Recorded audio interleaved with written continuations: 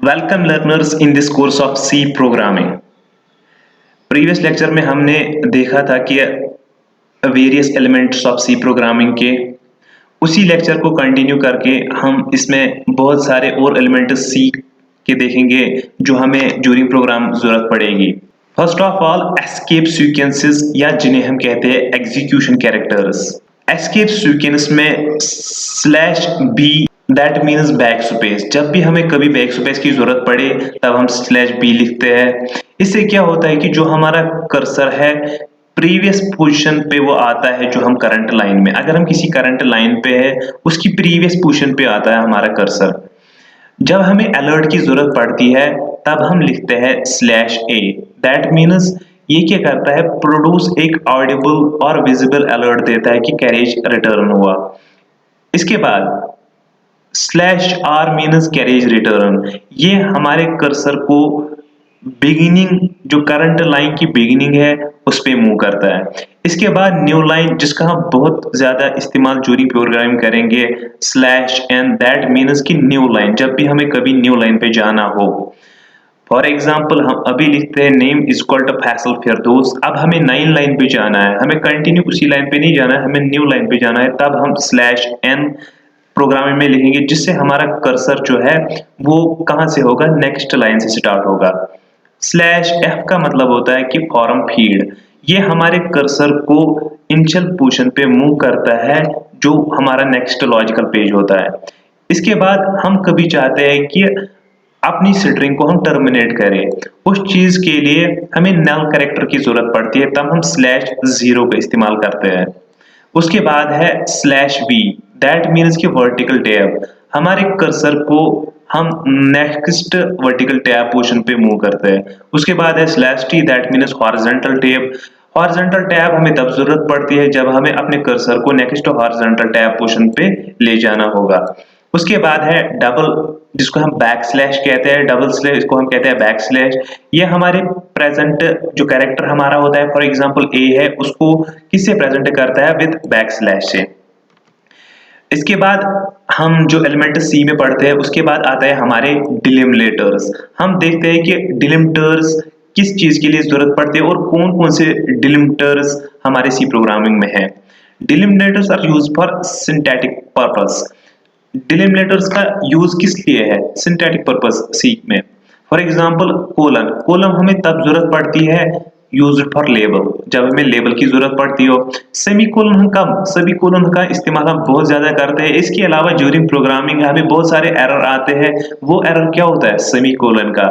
जब हम बिगिनिंग में प्रोग्रामिंग करते थे तो हमें एरर आता था और हम सारे कोड को चेक करते थे फ्रॉम स्टार्ट टू एंड तक, लेकिन हम देखते थे कि हमारे कोड में कोई तो एरर है ही नहीं, तो ये एरर आया कहां से। फिर लास्ट में नजर पड़ती थी कि हमने सेमीकोलन नहीं डाला है। दिस इज वेरी इंपॉर्टेंट हमारे प्रोग्राम में। ये लगता है जरूरत जब हमें हमारा जो स्टेटमेंट एंड होता है तब हमें जरूरत पड़ती है सेमीकोलन की। उसके बाद है parenthesis used in expressions. Expressions में हम पैरेंथेसिस का इस्तेमाल करते हैं। इसके बाद है स्क्वायर ब्रैकेट्स। ड्यूरिंग जब भी हमें एरे को डिक्लेयर करना पड़ता है तो हम विद इन स्क्वायर ब्रैकेट्स उसको डिक्लेयर करते हैं। उसके बाद है करली ब्रेसेस। करली ब्रेसेस हम कब इस्तेमाल करते हैं, जब हमारा block of statement, for example हम एक फंक्शन लेते हैं, फंक्शन में हम कुछ कोड लेते हैं, उस फंक्शन को क्लोज करने के लिए हम करली ब्रेसेस इस्तेमाल करते हैं। फ्रॉम स्टार्ट टू एंड हम करली ब्रेस में अपना सारा जो भी कोड है उसको हम कहते हैं ब्लॉक ऑफ स्टेटमेंट, जहां पे हम रखते हैं। उसके बाद है हैश। हैश हमने देखा, हैश हमें जरूरत पड़ती है प्री प्रोसेसर डायरेक्टिव।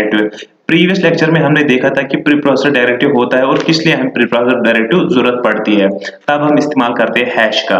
उसके बाद एक कॉमा। कॉमा लगता है हमें वेरिएबल डिलिमिनेटर का। फॉर एग्जांपल हमने अभी किसी वेरिएबल, हमें अभी 2-3 वेरिएबल प्रोग्राम में जरूरत है और हमने एक वेरिएबल को डिक्लेयर किया, उसके बाद हम चाहते हैं कि और 2 वेरिएबल उसी लाइन में क्या करें, हम डिक्लेयर करें, तब जाके हम कॉमा का इस्तेमाल करते हैं। उसके बाद और एक एलिमेंट जो हमारे सी प्रोग्राम में है वो है रिजर्व्ड वर्ड्स और we can say keywords. There are certain words that are reserved for doing specific tasks. कुछ ऐसे रिजर्व्ड वर्ड्स हैं जो ऑलरेडी डिफाइन किए गए हैं हमारी सी प्रोग्रामिंग में कुछ टास्क करने के लिए। दीज वर्ड्स को हम कहते हैं keywords. They are standard predefined meaning in C. ये ऑलरेडी डिफाइन किए गए हैं हमारी सी प्रोग्रामिंग में। और इनको हम चेंज नहीं कर से है। They are always written in lower case, ये हमेशा लोअर केस में ही लिखे गए। There are only 32 keywords available in C, only 32 keywords available है हमारी सी प्रोग्रामिंग में। सबसे पहले है ऑटो। ऑटो मीन्स क्या है? ऑटोमेटिक। हम कभी चाहते हैं कि हम ऑटोमेटिक डिक्लेयर करें वेरिएबल को। इसके बाद एक कांस्टेंट, हम कभी चाहते हैं कि हमारा जो नंबर है वो कांस्टेंट रहे। डबल, हम इसके बाद लेक्चर में पढ़ेंगे डेटा टाइप्स, तब जाके हमें मालूम होगा कि डबल हम कब इस्तेमाल करते हैं। उसके बाद है फ्लोट। फ्लोट डेटा टाइप जब हमें जरूरत पड़ती हो। Int, integer type. शॉर्ट, जब हमारा डेटा जो है वो इंट से कम जरूरत पड़े, शॉर्ट तब इस्तेमाल करते हैं। इसके बाद स्ट्रक्ट, जब भी हमें स्ट्रक्चर जब भी हम बनाते हैं या पढ़ेंगे तब जाके हमें पता चलेगा स्ट्रक्ट का काम क्या है। उसके बाद है अनसाइंड। हम कभी चाहते हैं कि जो हमारा डेटा हो वो अनसाइंड हो, तब जाके हम डिफाइन डिक्लेयर करते हैं बट अनसाइंड इट, या जो भी हो, जो भी हमें डिक्लेयर करना हो। उसके बाद ब्रेक, हम चाहते हैं कभी कि फॉर एग्जाम्पल हम चाहते हैं नंबर्स प्रिंट करना फ्रॉम 1 to 10, लेकिन हम चाहते हैं कि आफ्टर 7 ही जो हमारे स्टेटमेंट वो ब्रेक हो, तब हम ब्रेक का इस्तेमाल करते हैं। कंटिन्यू और ब्रेक में आपस में डिफरेंस क्या है वो हम देख लेंगे। इसके अलावा ये जो कंटिन्यू और ब्रेक है ये बहुत ही इंपॉर्टेंट है। कंटिन्यू और ब्रेक में ये फर्क डिफरेंस है। कंटिन्यू जो होता है, हम कभी चाहते हैं कि हम कोई एलिमेंट स्किप करें। फॉर एग्जाम्पल हम चाहते हैं कि ड्यूरिंग प्रोग्रामिंग हम एक प्रोग्राम करेंगे even numbers, print even numbers. हम चाहेंगे जो भी इवन नंबर हो तो वो प्रिंट हो, और जो ऑड हो वो प्रिंट ना हो। हम तब जाके क्या, एक एक नंबर को हम स्किप करेंगे। फॉर एग्जांपल 1 ऑड नंबर है, हम इसको स्किप करेंगे। 3 ऑड नंबर है, इसको स्किप करेंगे। तब जाके हमें कंटिन्यू की जरूरत पड़ती है।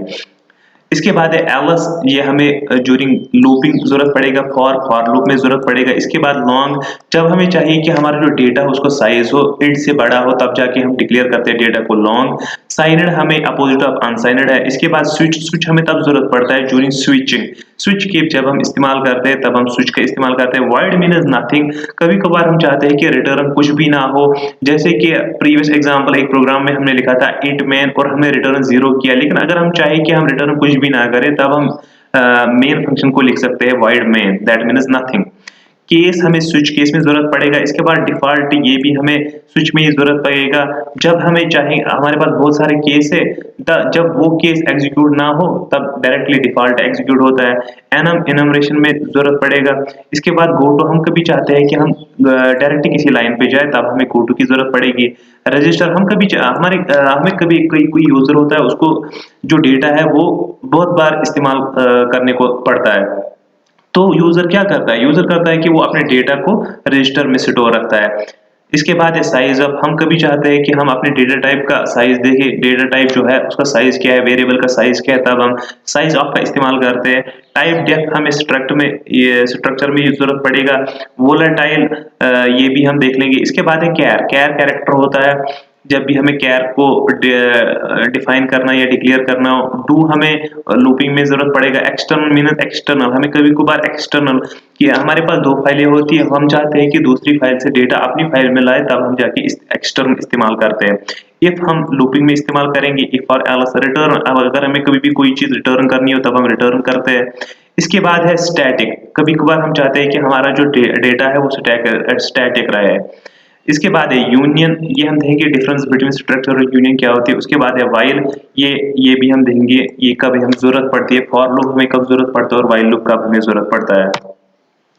उसके बाद जो है वो इम्पोर्टेंट टॉपिक है वो है आइडेंटिफायर्स। आइडेंटिफायर्स क्या होते हैं?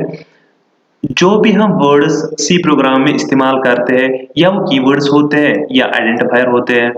कीवर्ड्स हमें मालूम है वो प्रीडिफाइंड है, ऑलरेडी डिफाइन किए गए हैं, और उनको हम चेंज भी नहीं कर सकते हैं या कोई यूजर भी उसे चेंज नहीं कर सकता है। लेकिन जो आइडेंटिफायर्स है ये यूजर ने खुद डिफाइन किए होते हैं, और यूजर इनका नाम भी वो खुद देता है। जैसे हम कह सकते हैं कि वेरिएबल्स, अभी हमें वेरिएबल्स को नाम देना ये एक यूजर खुद देता है। एरे को नाम देना है, फंक्शन को नाम देना है, इसके अलावा किसी स्ट्रक्चर, कोई स्ट्रक्चर बना है उसको नाम देना है, एटसेट्रा। इसके अलावा और कोई भी चीज यूजर चाहता है कि मैं इनके नाम खुद दूं, उनको हम कहते हैं आइडेंटिफायर्स। और जो ऑलरेडी प्रीडिफाइंड है उनको हम कहते हैं कीवर्ड्स। अब कुछ रूल्स हैं नेमिंग की, कुछ रूल्स है वो हम देख लेंगे। जो नेम है वो सिर्फ कंसिस्ट करने चाहिए क्या, या अपर केस में या लोअर केस, वो हमने पीछे देखा था, या डिजिट्स होने चाहिए या अंडरस्कोर होना चाहिए जिसकी साइन ये है। उसके बाद है कि फर्स्ट कैरेक्टर जो है वो या अल्फाबेट होना चाहिए या अंडरस्कोर होना चाहिए, और जो नेम है वो कीवर्ड नहीं होने चाहिए। फॉर एग्जांपल हमने कीवर्ड देखा, फॉर देखा, व्हाइल देखा, इंट देखा, डू देखा, एक्सटर्न देखा, ये सब कीवर्ड्स है और ये कभी भी आइडेंटिफायर नहीं होने चाहिए। इसके बाद सी जो है ये केस सेंसिटिव है, ये कभी कभार ऑब्जेक्टिव में भी आता है, कभी कॉम्पिटिटिव एग्जाम में भी पूछा जाता है, या कोई एग्जाम्स होते हैं, यूनिवर्सिटी एग्जाम्स होते हैं, वहां पे पूछा जाता है कि, या ज्यूरिंग हमें कभी कोई इंटरव्यू होता है तब जाके इंटरव्यू पूछता है क्या सी केस सेंसिटिव है कि नहीं, हमें जाके तब पता नहीं होता है, लेकिन सी जो है वो केस सेंसिटिव है। अब इसका मतलब क्या है कि केस सेंसिटिव का मतलब है कि जो अपर केस होते हैं और जो लोअर केस होते हैं लेटर्स, उनको हम डिफरेंट इसमें कंसिडर करते हैं। That means C case sensitive है। एग्जाम्पल लेते हैं, यहाँ पे देखो एक कोड जो हमने लोअर केस में लिखा है, उसके बाद सी हमने अपर केस में लिखा है, लेकिन ओडीई हमने लोअर केस में लिखा है, उसके बाद सारे लेटर्स हमने अपर केस में देखे हैं। ये जो तीन यहाँ पे थ्री डिफरेंट, ये जो आइडेंटिफायर है ये तीनों डिफरेंट है सी प्रोग्रामिंग में। उसके बाद जो आइडेंटिफायर नेम में बी आर वेरी लॉन्ग, हम जितना चाहे आइडेंटिफायर को उतना बड़ा हम नाम दे सकते हैं, लेकिन क्या है कि कुछ इम्प्लीमेंटेशन जो सी के है वो रिकॉग्नाइज पहले 8 ही कैरेक्टर करते हैं, लेकिन जो मोस्ट ऑफ द इम्प्लीमेंटेशन सी के है वो रिकॉग्नाइज करते हैं 31 कैरेक्टर को, और जो एएनएसआई स्टैंडर्ड है कंपाइलर, जो एएनएसआई स्टैंडर्ड्स है वो रिकॉग्नाइज करते हैं 31 कैरेक्टर्स को। Identifiers are generally given meaningful, identifier जब भी हम बनाते हैं हम उनको कुछ मीनिंगफुल नेम देते हैं। फॉर एग्जांपल हमें कभी कभार सम करना पड़ता है तो हम आइडेंटिफायर का नाम SUM सम रखते हैं ताकि यूजर को समझ आए कि इसका काम क्या है। एग्जांपल हम लेते हैं, फॉर एग्जांपल हमें कभी कोई वैल्यू की जरूरत पड़ती है तब हम वैल्यू लिखते हैं, उसके बाद ए लिखते हैं, यहाँ पे हमने अंडरस्कोर का इस्तेमाल किया है, यहाँ पे REC उसके बाद नंबर डिजिट का इस्तेमाल किया, यहाँ पे पहले ही अंडरस्कोर उसके बाद लोअर केस किया है, इसके बाद इसमें हमने सारे अपर केस लिए हैं। ये यहाँ पे कुछ एग्जांपल्स हैं जो हम आइडेंटिफायर्स को नाम दे सकते हैं, लेकिन अब हम यहाँ पे कुछ इनवैलिड आइडेंटिफायर भी लेंगे। ड्यूरिंग प्रोग्रामिंग आपको पता चलेगा कि आपने आइडेंटिफायर का नाम दिया और आपको एरर आ गया, लेकिन अगर आपने पहले आइडेंटिफायर्स क्लियर किए हैं, आपने बेसिक्स क्लियर किए हैं, तब जाके आपको ड्यूरिंग प्रोग्रामिंग कोई भी प्रॉब्लम नहीं आएगी, कोई भी एरर नहीं आएगा। अब यहाँ पे कुछ इनवैलिड आइडेंटिफायर्स है, जैसे कि हमने पहले डिजिट लिया है, हम ऐसे नहीं लेते थे। First character should be alphabet होना चाहिए या अंडरस्कोर होना चाहिए, जो हमने यहाँ पे देखा या अल्फाबेट है या अंडरस्कोर है। इंट कीवर्ड हमने देखा कि आइडेंटिफायर का नाम कीवर्ड नहीं होना चाहिए। REC हैश, हैश जो है स्पेशल कैरेक्टर जो भी है, जैसे एट द रेट है, हैश है, डॉलर साइन है, परसेंटेज है, एम्परसेंट है, एस्ट्रिक है, ये जो कुछ स्पेशल कैरेक्टर है हम ये भी आइडेंटिफायर का नाम नहीं रख सकते।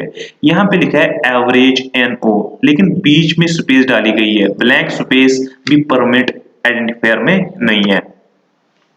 This is all about the today's lecture.